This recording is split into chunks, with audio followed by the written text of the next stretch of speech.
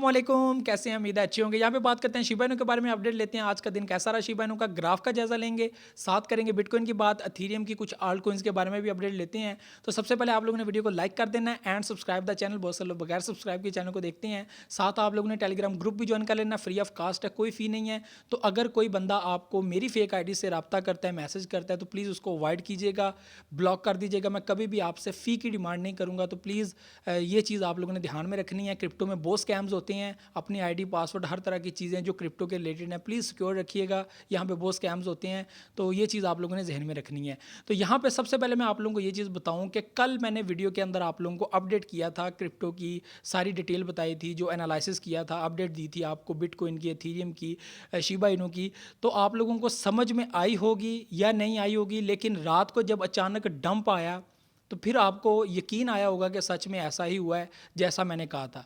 ये कोई मैं अपनी तारीफ़ के लिए नहीं बोल रहा या मैं अपने आप को बड़ा नहीं बना रहा। ये एक ऐसी चीज़ है जो आप लोगों को समझनी पड़ेगी। यहाँ पे बहुत सारे लोग ऐसे हैं जो टेक्निकल एनालिसिस करते हैं, मैं खुद टेक्निकल एनालिसिस करता हूँ, लेकिन अब मार्केट जो है इसका ऐसा फंडा है कि अचानक एक बैड न्यूज़ आने की वजह से जो आपका पंप है वो डंप में तब्दील हो जाता है। रात को मैंने अपने ग्रुप के अंदर भी मैसेज किए थे कि आज रात कुछ भी हो सकता है, बहुत इंपॉर्टेंट है। यहाँ पर जो है वो एक नेगेटिव न्यूज़ पूरी मार्केट पे इम्पैक्ट डालेगी। और जो मैंने वीडियो बनाई थी उसमें मैंने कहा था कि जो अचानक से 32 पे एक पंप देखने को मिला है, 32 पे डाउन आने के बाद एक पंप, और दूसरे ही दिन जो कैंडल है वो 38,930 पे जाके अपनी एक रेजिस्टेंस सेट कर रही है, वहाँ तक गई है। और पब्लिक सोच रही थी कि ये शायद अपनी कैंडल 39 प्लस पे क्लोज करे और 40 पे नज़र आए ऊपर। तो इस तरह पब्लिक सोच रही थी कि मार्केट रिकवर की तरफ जा रही है, ऊपर जाने की कोशिश कर रही है। तो यहाँ पे अब हम लोगों को डंप नज़र नहीं आ रहा।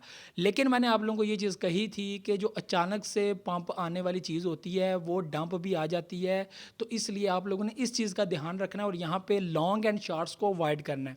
मैंने आपको कल कहा था कि लॉन्ग शॉर्ट्स को अवॉइड करना है। कल रात को मैक्सिमम पब्लिक ने लॉन्ग्स ले ली थी और यहाँ पर अचानक जो डंप हुआ है तो एक्सचेंजेस को तो फ़ायदा आप लोगों ने दे दिया अच्छा खासा, ठीक है। तो ये चीज़ आप लोगों ने समझनी है। जो मार्केट इतना टाइम लेके डाउन आई है और इस पोजीशन पे आ गई है कि पब्लिक सोच रही है कि यार मार्केट पंप कब होगी, तो ये मार्केट अब स्टेबल होगी तो बहुत ही आराम आराम से होगी। यहाँ पे हम लोगों को डेली बेसिस पे जो है वो एक नॉर्मल पोजीशन पे, एक बिल्कुल स्टेबल पोजीशन पे बिटकॉइन थोड़ा थोड़ा ऊपर जाता हुआ नज़र आए तो हम देख सकते हैं कि मार्केट अब आहिस्ता आहिस्ता ऊपर जा रही है। लेकिन यहाँ पे साथ साथ एक डिप भी आपको देखने को मिलेगा। कल रात का डिप ऐसा था कि पब्लिक अच्छी खासी लिक्विडेट हुई है, 35 की रेंज में आ गया था। अब ये आप लोगों ने चीज़ समझनी है, मार्केट की जो कहानी है वो बड़े बड़े वेल्स के हाथ में है, एक्सचेंजेस के हाथ में है। आप लोग देख रहे हो मार्केट ऊपर जा रही है तो समझ लो मार्केट नीचे जाने वाली है। अगर आप लोग देख रहे हो मार्केट डाउन जाने वाली है, मैक्सिमम पब्लिक ने सोच लिया कि मार्केट अब डाउन जाने वाली है, तो मे भी वहाँ से मार्केट आप चली जाए। आपने देखा कि जब 41 पे था वहाँ से पब्लिक ने सोचा कि ओ ये तो जा रही है, नीचे जा रही है, मैक्सिमम पब्लिक ने सोच लिया था कि डाउन जाने वाली है। अचानक से एक फेक पंप आया जो एक्सचेंज की तरफ से आया, जिसने 43 की पोजीशन को क्रॉस किया, पब्लिक ने वहाँ से लॉन्ग ले ली, ठीक है। वहाँ से अचानक जब डंप आया तो वो 39 की पोजीशन को क्रॉस करते हुए नीचे आ गया, ठीक है। तो वहाँ पे 39 पे भी रुका। लोगों ने सोचा कि यार अब ये एक सपोर्ट है तो इस सपोर्ट से ऊपर आ जाएगा। हमने भी सोचा था कि शायद ऊपर आ जाए, लेकिन वहाँ पे भी चांसेस थे कि ये नीचे जा सकता है, कुछ भी हो सकता है। तो ऐसी पोजीशंस पे मैं खुद कहता हूँ कि अवॉइड करना चाहिए जब तक बिटकॉइन स्टेबल नहीं होता।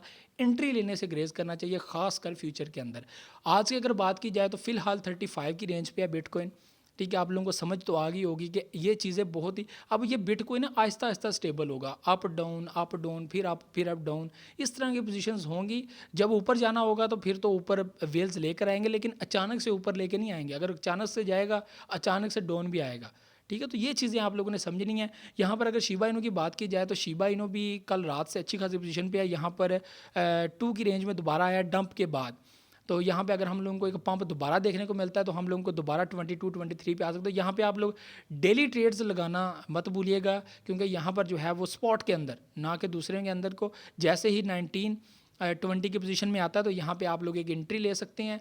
DCA लेवल आप 18 रख लें, 17 रख लें DCA लेवल, ठीक है। 16 और 18 के दरमियान आप DCA लेवल रख लें, और आपने एंट्री लेनी है 19 या 20 के अंदर। तो 22 पे जैसे आता है तो आप एग्जिट ले सकते हैं, अच्छा खासा आपको प्रॉफिट हो जाएगा। तो डेली ट्रेड अगर आप करना चाहते हैं तो ये इस तरह आप शिबा इनू के अंदर कर सकते हैं। तो फिल वक्त जो है वो शिबा इनू गुड पोजीशन में आया है, इतनी बैड पोजीशन में नहीं गया कि जो पहले की तरह 16 में आया था। तो बिल्कुल ठीक है, फ़िलहाल ऐसी कोई बात नहीं है। तो यहाँ पे आल्ट कोइंस की बात की जाए तो आल्ट कोइंस भी रिकवरी ले रहे हैं, लेकिन उस तरह की नहीं ले रहे।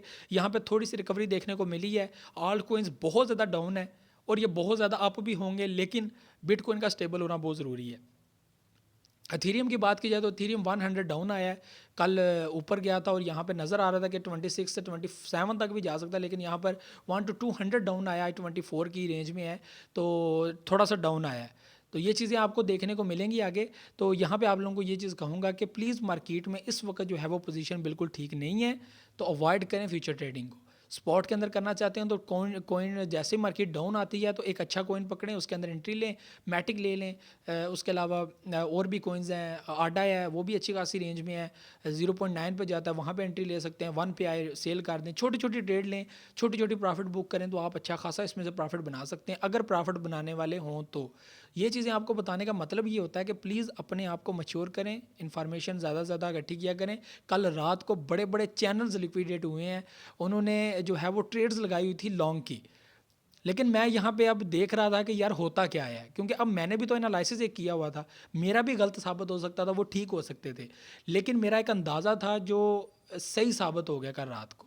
लेकिन यहाँ मैं फिर कहूँगा कि मैं कोई अपनी जो है वो एक ये नहीं कह रहा कि मैं सब कुछ सही बताता हूँ, यहाँ पे मैं भी गलत हो सकता हूँ। ये मार्केट ऐसी है कि आपको पल में गलत कर देती है, पल में सही कर देती है, ठीक है। तो ये सारी चीज़ें हैं, क्योंकि ये एक एक्सपीरियंस है, उस एक्सपीरियंस बेस पे मैंने अंदाज़ा लगाया था कि मार्केट अचानक से बूम नहीं कर सकती, क्योंकि ये मुझे लगता है कि दोबारा डाउन आएगी। और यहाँ पे मैक्सिमम पब्लिक जो है वो लिक्विडेट हुई है कल रात को, ठीक है। तो प्लीज़ आपने थोड़ा सा ध्यान करना है, स्पॉट के अंदर ट्रेडिंग लें, कॉइन डाउन आता है एंट्री लें, DCA करें, उसके बाद जो है वो प्रॉफिट बुक करें, मज़ा करें, लेकिन फ्यूचर के अंदर कोशिश करें ना जाएं। तो ये थी आज की अपडेट।